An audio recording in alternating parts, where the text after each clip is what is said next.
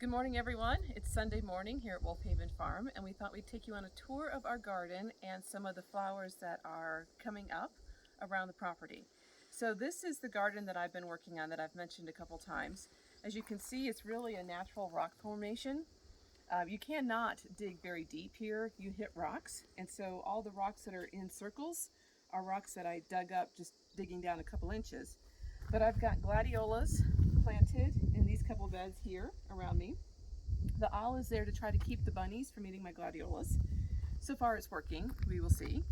And then I've started planting other plants up here leading up to the roses, and we're trying to identify which plants are going to survive well here versus which ones are not.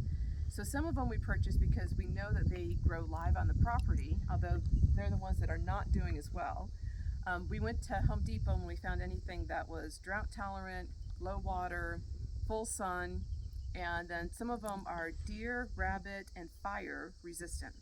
So those are the ones that we focused on purchasing, and those are the ones that we've laid out in the garden here, so we'll see how well they do. And then as you can see up at the top, I've got St. Francis making sure that everything's going okay in the garden, so he's going to stay up there. And then in the distance is the bird feeder that I have filled up multiple times for our birds. In fact, I had to actually move the bag of bird seed the other day because we walked out the back of the house and the crows had gotten the bag open and they were eating the seed directly out of the main bag. So that's the bird feeder that we keep filling up. But we're going to take a stroll up this direction and show you some of the cactus that have bloomed. How much bird feed do we go through in a week? Quite a bit of bird feeds. They're very hungry.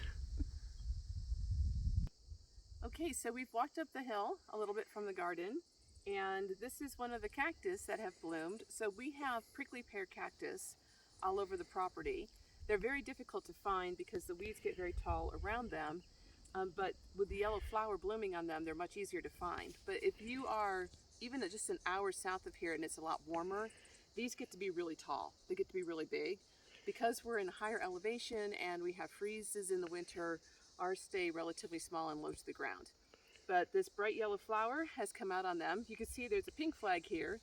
There's a reason for that.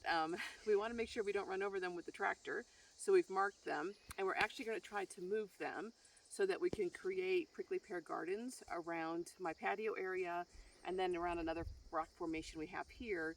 And then because we have quite a few on the property, we may also try to move them up to where Mike's flagpole is going to be.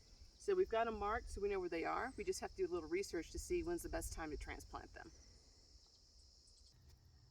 Okay, so this is one that's got multiple blooms on it, and you can see that there are another half a dozen blooms at least that are going to burst out on this. So this is definitely a much bigger one. Where I'm sitting right now is where we found the money. So this is the area that we found the jar of money in. If you're keeping track of things, we've sent it off to the Mutilated Currency Division with the U.S. Treasury for them to take a look at it and to see if they can salvage any of it. They send you a check back for what they can salvage, and whatever amount of money we get back, we're going to plant a tree in this area in honor of the person who buried the money to begin with, as a way of paying it forward. We wanted to show you our patio area. So this is what we worked on. So when we first moved out here, this area was just covered in pine needles. All the rocks were here, but the whole area is covered in pine needles. And so what we did is we took all the pine needles out, which is how we found the money jar. We took the scrub brush out of the way. That's how we found the money And jar. that's really how we found the money jar.